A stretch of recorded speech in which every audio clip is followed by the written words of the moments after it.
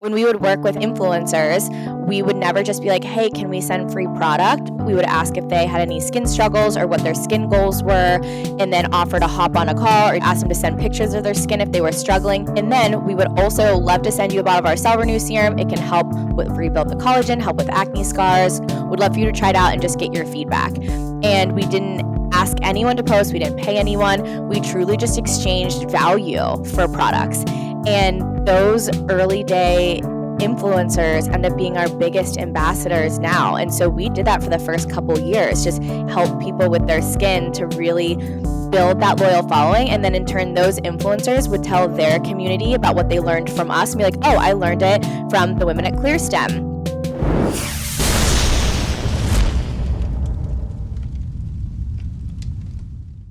Hello and welcome to the DTC Podcast. I'm Eric Dyck. Today we're diving in with Danielle Gronich and Kayleigh Cristina, the co-founding duo of the fast-growing skincare brand Clearstem. Clearstem is a next-generation solution for acne whose purpose is best summarized by their tagline: Anti-Acne products age you. Anti-aging products cause acne. That's why we created Clearstem. After personally helping thousands of customers with their skin health through their products, education, and community, Clearstem has built a strong organic base that's making their products fly off the shelves, currently enjoying a 20 to 30% month-over-month growth rate in 2022. This podcast features what exactly a stem cell is and why South Park got it wrong, why doing things that don't scale in the beginning makes things much easier later, why podcast appearances are the highest leverage part of Clearstem's marketing plan, and why you probably shouldn't switch to WooCommerce if you're a D2C brand. I hope you enjoy this conversation as much as I did. On with the show. Imperfect Foods, Instacart, Nespresso, and Coach all use Kayleigh to generate TikTok videos that are on brand, on budget, and on time. As one of TikTok's first creative partners, Kayleigh has the track record, know-how, and tools to help you TikTok your way to short-form glory. And now you can tap into that exclusive expertise with Kayleigh's TikTok Creative Brief template. It has all the steps you need for successful creator collaborations and best practices to create fun and engaging TikToks. Head to kayleigh.com/TikTok to download your free copy and start creating TikToks for your brand that people actually want to watch. That's KOHLEY.com/TikTok. Danielle and Kayleigh, welcome to the D2C Podcast. Danielle, let's start with you. Why did you co-found Clearstem Skincare? Oh, well, it was a necessity because I own San Diego Acne Clinic. So I treat acne as a clinical esthetician. We treat acne. We're doing peels. We're doing corrective work. And we're fixing acne, which is a condition that leaves people very scarred. And a lot of my clients were ethnic. I would say most of them, actually. I had a lot of Indian clients, a lot of Filipina, Latin. I mean, like every skin type you can imagine. But basically, when your skin is really tan naturally, dark naturally, or is able to tan, like your range is really, can go from light to dark, that's how likely it is for you to scar. So the darker the skin, the more it scars, right? So I'm treating darker skin regularly, and that means that I can't do aggressive peels to get rid of their scars because that could also scar them. So I had to heal their scar tissue from another angle. So I knew that a stem cell serum was the only way to go. But I knew it had to be calming. It had to have anti-inflammatory properties that also stimulated collagen. So I had to really think this formula through. And I found a lab that believed in what I was doing and took me on even though I was so small, and was able to craft this amazing stem cell serum. And I was treating Kayleigh at the time, and she was testing it. She's like, this is amazing. And all my other clients loved it. It became such a hit. One of my other clients was an Amazon guy. He put it on Amazon. It blew up, and we're like, we have something here. People demanded it, and they wanted more of what we were doing, and that's why we started it. Mm-hmm.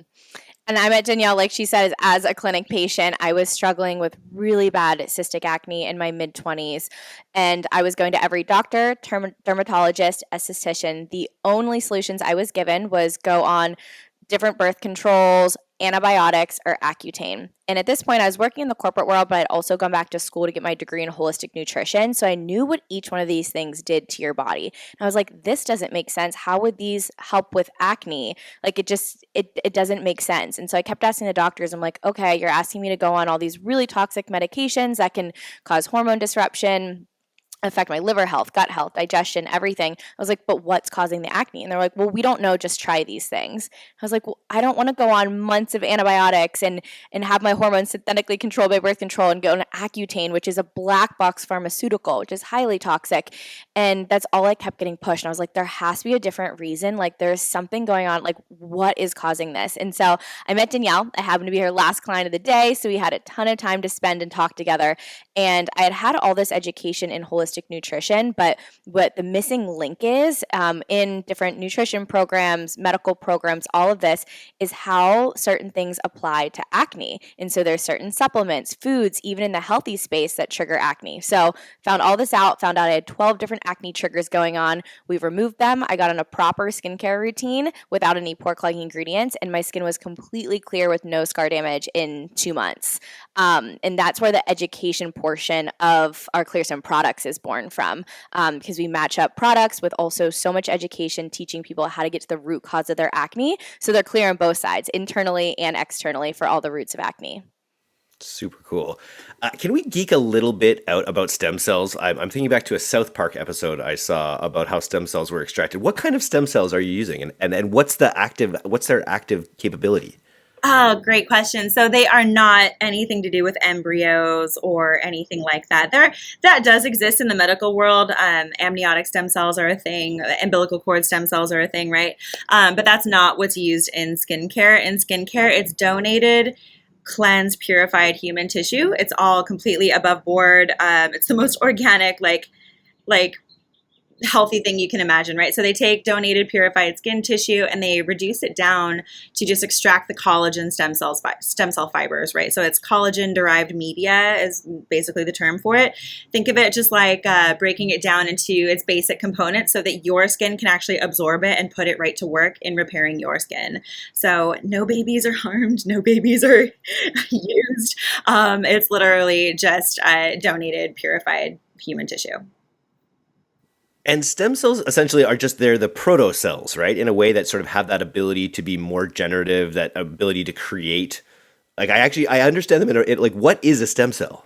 So a stem cell, and I think in the question that you're asking, it's basically a cell that can turn into any other type of cell that, you know, it's in the womb, we're an embryo and we have a bunch of stem cells, and then certain messenger proteins and certain hormonal factors happen to make them turn into something else, you know, an ear versus an eyeball versus a tooth. So there's different chemical processes that happen that tell the stem cells to direct them to become what they're about to become. And then there's just like actual there's like bone marrow stem cells. There's more specific stem cells that can regenerate more into the thing that they already are. So basically, if you're taking collagen stem cells and you're purifying them and keeping them that way, and then you're putting it back into someone else's collagen, it's just like attracts like, and it just builds on top of each other. Very cool. You mentioned the early days and sort of knowing that you had some success early on. Kayleigh, can you talk a little bit about what it was like getting the business off the ground? What's your most distinct memory from those times? It was not glamorous at all. So we had one product for the first year and a half. It's now our Cell Renew serum. But when we first launched Clearstem, we only had the one product, and we called the product we weren't even thinking brand wise, called the product Clearstem stem cell or anti-acne, anti-aging stem cell serum. That's was the whole name of the product. And we would get it shipped to us. We worked with this world-renowned chemist. We would get it shipped to us in jugs of product. I would order those blue cobalt bottles that everyone sees, especially if you get samples shipped to you, they always ship it glass bottles, that's that blue cobalt one. I got it from US Container and Packaging that so many people start from and order from. I got the dropper sizes. I had someone from college help me do the dye lines and make up labels for it. We ordered labels. So in the very beginning, we were literally self-applying every single label to every bottle, trying to make sure it went on really evenly, because once you mess one up, you can't, they're so sticky, you can't take it off. So that would be ruined. Individually filling each one. And then you have to remember not to fill it too high, because once you put the dropper in, the product goes up even more. And then sealing everything up. Fulfilling, I had that label maker that everyone starts with that you plug into your computer that breaks every other day, printing out labels, fulfilling every single website orders. And then Danielle and her sister would come over to my place, and in my kitchen, we'd literally fill everything in hundreds of units at a time to box up to send to Amazon so we could get on Amazon Prime. And so we were doing this literally every single day. Danielle was working 7 days a week, almost 12-hour days in her clinic still. I was working a full-time corporate job, consulting on the side, doing this every spare hour that I possibly had. And at first, we were just fulfilling orders, and starting to build social media. We didn't have any, like, we reinvested everything in the brand and didn't take any outside capital. So we didn't just kick it off like running ads, opening up a warehouse, having a co-packer. Like, we were everything in the beginning. Crazy. And let's talk a little bit about Amazon. Like you mentioned in, when we were talking before about there was an element of Amazon of being in the right place at the right time and really kind of catching lightning in a bottle. Can you talk a little bit about those early days on Amazon and what was helped there? So big brands used to not be allowed to be on Amazon. Like you see all the ones that are carrying Sephora, Ulta, Macy's, Nordstrom, they're all on Amazon now. But at the time, big box retailers were really threatened by Amazon. So they would threaten all of their brands being like, if you go on Amazon, we will drop you from this retail location. And so big brands didn't go on. So the only skincare you would find on Amazon was like really sketchy ones that you didn't know what, like they did. You didn't want to buy it. It looked really sketchy. And so ours actually looked like a brand. We were the only product on Amazon for a while with stem cells in it that looked like a quality brand that actually started building reviews because our product worked and it had obviously amazing results from it. So we stood out and we were very right place at the right time on Amazon. We're able to blow up to make enough money to build out other parts of the brand that we wanted to. And then slowly other brands started getting on Amazon and this space started getting really, really saturated. But we're very grateful for that probably 6 to 8 months of right place, right time on Amazon. And that was organic? Were you running ads at that time as well? Or was that just all the organic, you just really filled that niche? All organic at the time. Mm-hmm. That's so cool. And is Amazon still a big part of your distribution mix? I wouldn't say it's a big part. Our D2C on our website has skyrocketed, and we do have an Amazon agency that still manages some of the SKUs we have on there, but we don't offer everything on Amazon. And people come to our website because they get our education. If they have any codes, they only work on the website, that sort of thing. So yeah, it's there. It's not a huge part of our business. We're happy being able to have the relationship with the customer via our website, because on Amazon, if you even mention to the customer that you have a website, Amazon will shut you down. Yeah. So you early days, aside, like you have this Amazon distribution channel, you also mentioned that you didn't run a lot of ads in the early days, really focusing on building your organic community around education. Can you talk a little bit about that strategy? And again, that sounds like it was a lot of work back in those days as well. So we knew our value was in the fact, one, Danielle had San Diego Acne Clinic and her results for getting people clear in education were phenomenal. So we had the really strong backing of that. On top of that, we had the education and our products really, really worked. So, biggest suggestion to everyone, develop products that work and that people love, and word of mouth and reviews will spread like wildfire. So in the beginning, we were really good with getting people clear, and then our products would help them even more. So we would do a lot of education on social media of what acne triggers are, not even educating about our products. We were just educating about acne and getting people clear. And then in turn, people wanted to purchase the products because of the value we were driving. So when we would work with any influencers, we would never just be like, hey, can we send free product? Ones that we thought would be a really good fit, we would ask if they had any skin struggles or what their skin goals were, and then offer to hop on a call with them, a Zoom call, or ask them to send pictures of their skin if they were struggling, to give them advice on eliminate dairy, do this and that. And then we would also love to send you a bottle of our Cell Renew serum. It can help rebuild the collagen, help with acne scars, calm any redness in your skin. Would love for you to try it out and just get your feedback. And we didn't ask anyone to post. We didn't force anyone to post. We didn't pay anyone. We truly just exchanged value for products. And those early day influencers end up being our biggest ambassadors now. And so we did that for the first couple years, just individually help people with their skin to really build that loyal following. And then in turn, those influencers would tell their community about what they learned from us and be like, oh, I learned it from the women at Clearstem. And so our value in education spread so much, people absorbed that, cleared their skin, and then wanted to try our products. How many calls would you guess you did? We're talking hundreds, thousands? Definitely done hundreds of calls for sure. Honestly, close to the thousands if you're talking about DMing back and forth and calls and I guess communication wise helping people with their skin. Thousands, absolutely. Thousands. I think it's yes. such an important thing, and we're going through it right now on the education side of D2C. Is just really trying to like dig in. I think you can't do it enough. You can't talk to your customers enough, is what I would say. And it sounds like that was, and it makes everything else better, right?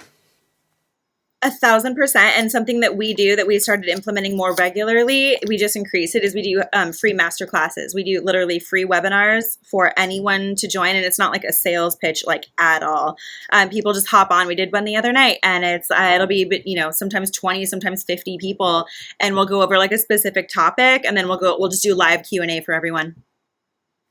Nice. You mentioned, so education, we were talking about it earlier, and even on your personal skin journeys, the products were key, but also these lifestyle changes that accompany, really great skin health are so important. So what are the key ways, aside from this sort of personal touch, have you sort of scaled education in your communities? Yeah, aside from the webinars that we've been doing, we do the Instagram lives too, but like the Zoom webinar thing that we just started doing more of, like that I think is huge for us. And then there's other ways that we scale education too. Like we started doing more email flows that are just product education. They're not like at the cart. They're not anything but pure education. And then letting people just like ask us like, hey, what questions do you want answered? And we'll get a list and then we'll do a live and we'll answer them. Another way we've really scaled the education, which I would highly suggest to any other brand out there that has either education around your product or lifestyle education that would make your product even more successful, is build some type of a course. And so ours is a Ditch Your Acne protocol. And so it goes through nutrition, digestion, hormone health, products. There's 8 different modules that we have in it. It helps people get to the root cause of their acne. It has PDFs that go along with it. It's almost 8 hours worth of information because each module is about an hour and it's roundtable, like podcast style. Danielle and I, and a nutritional therapy practitioner, it specializes in hormone, gut, and acne. Her name is Cristina. And we all built this out together. And so one, people can buy it off our website, but for anyone, because it's all brands listening to this and we're bringing value to brands, we also use it as like a cross-sell, upsell, added bonus too. So every once in a while we either discount it and we're working on building out cross-sells that it's like when people are exiting out of the cart, you can get this for $20. We're going to do certain days where it's like everyone who purchases today and spends over X amount gets the free Ditch Your Acne course. So because there's no overhead on it, because it's a built course, it's already done, it's driving so much value, we're able to market it with no overhead, gift it for free because it's already done, it's completed, and it's digital. I think people are intimidated sometimes by course creation. And I think you hacked that a little bit just by doing it in that podcast format, having conversations. I'm sure you structured it in some ways, but just I think people are maybe a little too precious about thinking they have to have really high production value. And what really matters is the information, I would imagine. Yeah, that's what stressed us out in the beginning because to be honest, we didn't want to do a whole video recording, like 8 hours of video recording and really overwhelming, a little more difficult to edit, to clean it up. And honestly, if something's an hour long, people want to listen to it on a drive, on a walk. They don't necessarily need video. And for anyone's overwhelmed by it, a lot of what's on our Skincare Learning Center, which is our blog, is broken up pieces of what's already in the Ditch Your Acne course. So you can also, if you build out a course, you can use that for blog posts. You can use it for ad copy, social copy creation. That all that work you put in can be transcripted and repurposed in so many different ways. You can use it to submit articles for getting you and your company featured in different online magazines or resources. Very cool. And then how are you scaling the community aspect? The courses are a great way. The webinars, the Zooms, great way to scale the education side. How are you? What sort of tools and processes are you using to scale the community? Do you have a Facebook group? Are there ways that they're sort of interacting with each other? Yeah, we have our VIP list where we do like special communications for people that are on that. We don't have a Facebook group because we like treat our Instagram like a forum, like we're in there in the DMs having real conversations all the time. So that kind of like takes the need, I guess, out of a Facebook group, or we just haven't needed it yet because we use Instagram in such a useful community building way. And then increasing our community and our message, like we do that through podcasts, kind of like this one. Yeah, let's dive into your podcast strategy. I noticed just before this on Kayleigh's email signature, she has the most recent podcast she's been on. So you can you can tell that it's a part of your focus. How has that gone? So because we drive so much education and our products work better when people are educated on all aspects of the triggers of acne and even the triggers of aging. So what's going to cause you to wrinkle faster? What's causing your melasma, hyperpigmentation? So we're talking about all corrective work to the skin. We noticed, so I had a podcast for 3 years. So I was already like obsessed with how I already saw the difference podcasts could make by bringing someone on and them sharing their story. And so Danielle and I started getting on podcasts. And then when we started really focusing on ones that had strong communities and strong communities that would really, really listen to who the host brought on and just were very dialed in, we would see a massive increase in sales every time we were on a podcast. And we're like, all right, we're on to something. Because instead of just someone seeing our brand, reading an ad copy, they listened to us for a full hour, like got to know Danielle and I. We got to educate so much. We were able to transform their skin by them just making a couple changes of things we suggested in the podcast. And that just led to such a loyal customer base and like truly cult following. What does it look like? Like how many, like what is your is it an ongoing thing? You're sort of scheduling podcasts in an ongoing way? Yeah, so we have a PR company, and part of what they do is match us with podcast hosts, or when people reach out to them wanting to interview us, it works like that. And then people find podcast hosts find us on Instagram a lot too. A lot of like our customers, a few of our customers have even had podcasts. They're like, hey, like your line has changed my skin. Like, can I interview you? And we're like, yes, absolutely. But then there's some that you go through like the actual media company, and you just kind of see like, hey, this is our demographic. We would love to reach these people. These are the ones we actually listen to. Let's see if we can be on those as well. So there's a lot of different ways to get podcast spots. So, yeah. iOS 14.5, the infamous Apple update, left D2C brands struggling to find and market to the right audiences. That's why hundreds of D2C brands are turning to Black Crow AI. Their plug-and-play machine learning technology measures in real time every visitor's likelihood to buy to build predictive audiences for retargeting and prospecting. In short, Black Crow can significantly boost ROAS by helping you specifically target people who will actually want to buy from you. Find out why brands like Magic Spoon, Barabee, and Liquid IV are using Black Crow AI. Visit blackcrow.ai to learn more and request a 30-day free trial. That's awesome. What would you say has been the biggest lever for growth in 2022 so far for Clearstem? Besides podcasts? Yeah, besides podcasts, yeah. Yeah, because we have put such a... And I wanted... for anyone listening too that's interested in the podcast strategy, what has not worked for us is when we just do ads on a podcast without being interviewed on it. But we find it really successful when we've been interviewed on a podcast and run ads on it. But people just don't feel as connected when it's ads, and you have to run it for, like 6 months to a year before you really, for ads on a podcast, before you can really get people's attention and see some traction. But when it's coupled with the interview, so moving forward, like Danielle and I don't run ads on podcasts unless we've been interviewed on that specific podcast. So we lost a lot of money by like investing in ads for a little bit just to test it out, and realized it wasn't as successful for us. But in 2022, continuing to build out our ambassador program. So we call it our ambassador program. It's like influencer/affiliate program. We don't pay influencers ever to post, but they do get a commission. And we have someone full-time on our team. Her name's Colleen. She's phenomenal. She's our head of partnerships, and she manages over 100 ambassadors. And not only is it just like, here's a code, go post. She's constantly coming up with like really fun campaigns with them. Like, okay, whoever like sells the most in these next 2 days gets this. Or like, hey, I'm going to increase your commission this week. We're really pushing this product. And so she's coming up with really fun ways to engage our ambassadors. We also love to send them boxes in the mail of other brands that are very Clearstem approved. As like a thank you, we'll send them like a Clearstem product, and then a couple other brands too, just to connect them with other brands that we're friends with and ones that we feel are very aligned for them. So we're constantly continuing and building that relationship with our current ambassadors to make it feel like they are a part of the team, truly, but to make sure they feel really appreciated, because they drive a lot of revenue for us, which is incredible. I was saying, like, when you fix a problem for someone at this level, it's going to be very easy for them to become, big promoters of you because they want to help other people solve these problems. And it just is a great natural fit. So, and it's a great natural extension of the way you've built the business with the focus on organic relationships, organic conversations. It only makes sense that it would kind of go on into a really successful affiliate program. So that's very cool.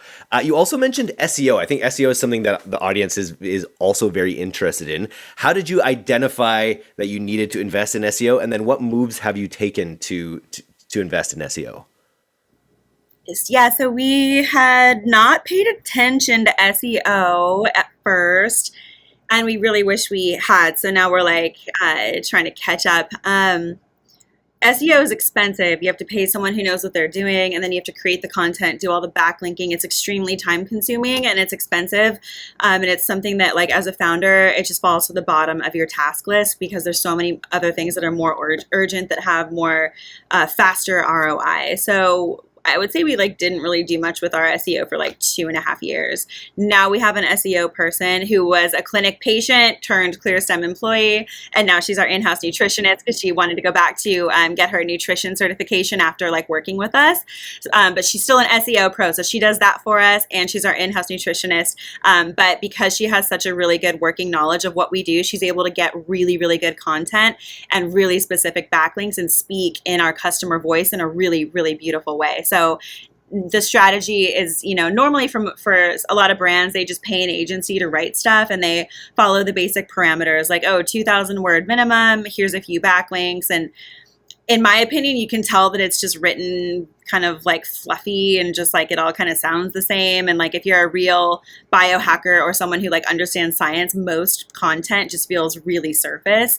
And we didn't want to do that. So we're backlinking to white paper, lab reports, 12 of them per article. And we're talking about really nitty gritty stuff because we know that's what our audience wants. And we know that's what works for us is when we're giving people that real hardcore information. So that's now our SEO strategy. I think that's, you look for someone who is a good writer, someone who understands SEO analysis side of things, keyword density, all that, how to research these things. And then that other piece is that they really know your voice and know your business. And I think that's the trifecta that you have to look for in SEO. Again, it's something that we're running into right now where we've got lots of writers, we've got lots of lots of people who know the technical side of things, but it's knitting it all together. When we've produced as much content as we have on performance marketing, digital marketing, all the content, we're not writing for machines. I think that's kind of a mistake people make in some ways where it's sort of you get a brief on what you should write, you hit every one of those notes, and like you say, it's fluffy. And if it doesn't really resonate with your audience the way that the rest of your content does, it's not really going to fulfill what you're aiming to do with it. You are so spot on. The way we speak to our audience is like a big sister kind of, right? It's just no, we've been there. This is what you need to do. This is what you should focus on for you. Let us know how it's going. We're so real with them and we give them actionable steps that they can do in their daily life, the next day. It is the opposite of fluff. So having content that is essentially like Kayleigh or I wrote it, and we do check all of our content, all the blogs that people create for us, whether it's an agency or a SEO person, but we go through and edit it and put it in our brand voice, and that's really important to us. Nice. Great tip here. Can you think of a mistake that has been made, Kayleigh, in the building of this business and what you've learned from it going forward? So neither Danielle and I have background in building a brand from a design component. So a couple years, we blew up on Amazon. We had some more cash. We wanted to develop more products. At the same time, we wanted to build out a new website. And we were originally on Shopify in the very beginning. And this agency was recommended to us for video work. So we wanted to produce more video work. And so we had a meeting with them. We did a whole brand blueprint day with them. We thought we were mapping out everything to build out videos. So when they presented us this whole entire website redesign, all this stuff structured around how we should build it out. And because we're education based, we should switch to WordPress. And Danielle and I, that is not our background, is knowing Shopify versus WordPress. We do not come from that. And so we're okay. And they literally had all the reasons laid out why we should switch to WordPress and then do WooCommerce built onto it. And we're okay. So we switch over. Design-wise, looked really pretty, but then it felt like everything started to go wrong. Everything we wanted to do D2C, like you should not do WooCommerce and WordPress if you're a D2C brand. Like CPG, like absolutely not. Because everything we wanted to do required hours and hours and hours of custom coding, and then like 30 grand later, we have this like broken website that we can't even do any of these initiatives that we're hearing about on podcasts or articles of, how we can increase conversions, how we can cross-sell, do this, that, how we can improve different things. Our co-packer we had got in like shipping warehouse had a hard time connecting and would constantly get broken from WooCommerce. And we spent an absurd amount of money building a website that we kind of didn't even really finish because there was still so much broken on it, and we didn't know at the time. Truly, we didn't realize how simple Shopify could be. You can get themes that also can be custom coded on top of it, where you can have a good theme but then also rearrange certain things and all the different plugins, and nothing wants to get on WooCommerce. It's all custom coding, and they convinced us to switch over to their servers so it could move faster, so then they had control over everything. And so that was a huge learning lesson from us, and we would have had no idea. But if you're a D2C CPG brand, like don't go on WooCommerce and WordPress is all I can suggest. Like stay on Shopify. But something interesting we've learned lately is follow where the money is. So with both platforms like Shopify and WooCommerce and plugins and things like that, typically the best ones are the ones that are getting the most investment. So like Shopify is always the one doing the speaking engagements, getting the most funding, having the biggest D2C brands backing it. Like that's got to count for something, right? And same with certain plugins that are and apps that are arising like crazy. Like people see where the technology is going. So when you're seeing ones getting a lot of funding, like it's something to really look at and consider. WooCommerce and WordPress is not getting that in the brand space whatsoever. Shopify is like Apple. It just works. It was, and it's funny, you're giving me flashbacks to a membership platform that we launched early in the D2C life cycle. And we were, again, convinced to build it on WordPress. And it was it worked in theory, but over time, as plugins degrade and things happen, it just became a bit of a nightmare to kind of keep it all operational, and became a lot more trouble than it was worth. So I know we have a lot of Shopify listeners listening, so I'm sure it's and my brother who works for Shopify, so it's music to their ears that we're giving it such a good never get convinced to switch off of it, because now we're back. Like, because then we spent a lot of time and money to get all the way back to Shopify, and couldn't be happier. Should have never left. Yeah, our revenue skyrocketed immediately as soon as we switched, just because it was just easier to even check out. And like, of course, the developers were like, they sell you on things that are custom. Custom sounds awesome. It is terrible for your website. Don't get a really, really, really good theme. Do all the back work to get a really good theme for your particular brands and how many SKUs you have.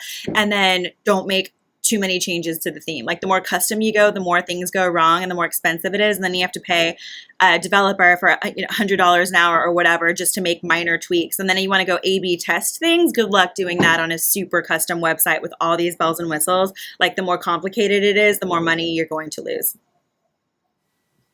Amazing. Maybe you just saved someone 6 figures of wasted effort.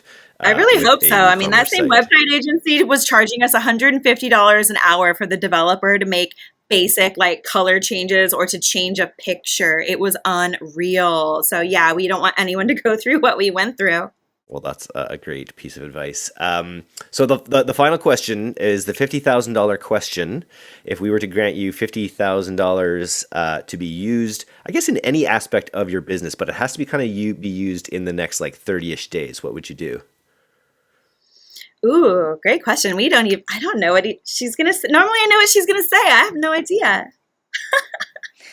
I would dump it more into higher level podcasts and increasing our marketing spend on certain platforms. So we've been spending on Google, Instagram, Facebook, Pinterest, but we're going to start scaling TikTok a lot more now too. So we'd love to put more money into that and to just honestly put more money into what's performing really well, which take the highest ROAS on all the different platforms. Pinterest has been performing really well for us. So dumping more into that and then booking to major podcasts that we know are the perfect buying community for us. Love it. You agree? Danielle? I agree. Yeah. What we are spending all of our money in is inventory because we are growing so fast. We're growing like 20 to 25% month over month, but our lead times can be almost 6 months for some SKUs. So it's unreal. So it's like, yeah, we're spending all of our money on inventory right now so that we can do all these marketing things because it's a chicken or the egg situation and it's this constant dance. So yeah, I agree with Kayleigh though, for sure. You also mentioned in the pre-interview if I didn't have the time constriction on it, you would consider putting it towards hiring a head of growth. Is that something you're still looking for? Actually, yes. So anyone listening to this, head of growth, director of blitz scaling, growth pattern, if these words resonate with you, reach out to us. Also, in addition to that, because we're just going to take more than 50 grand right now. We're just going to everything because we do know like your listener base is so incredible. We also are looking for someone like heading up projections and supply chain. I've been, like Danielle said, growing 25% month over month and also coming out with new SKUs and doing all these different marketing things. Projections are very difficult. And so and that's neither Danielle and I's background. We've been learning. So would love anyone who has a background in that has any advice and guidance for us in that direction, because that really is a skill set. And we know it's out there. And that's what we use this podcast as a manifestation platform. And because you're both in California, you might run into Ryan Reynolds. My goal is to get Ryan Reynolds on the podcast. So I know he's Canadian, he's in Vancouver as well. But if you run into him, tell him he's got to come on the podcast. That's my goal. That story behind Aviation Gin on here. Yeah, exactly. He's got he has a whole bunch of D2C startups. So him and Blake actually. Oh, I love her. Yeah, let's manifest getting them both on this podcast for you. I'm here for it.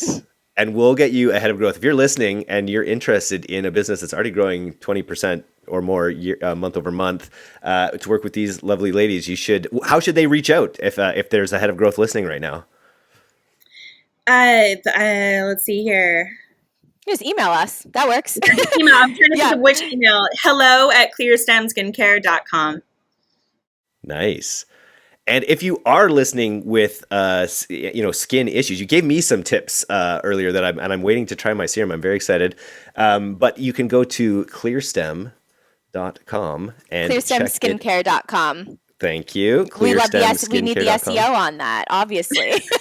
We made it Clearstem Skincare for the SEO purposes. And it is spelled CLEARSTEM skincare.com. Fantastic. Nice. Well, thanks for coming on the podcast today, and I hope we all manifest what we clearly deserve. We're going to be partying with Ryan and Blake like really soon, so that'll be fun. Okay, I can feel it. All of the us. Summer. Yeah. Me and Cabo, just all of us together. That'd be great. Popping bottles. It's happening. Thanks, everyone. Thank you. Thank you.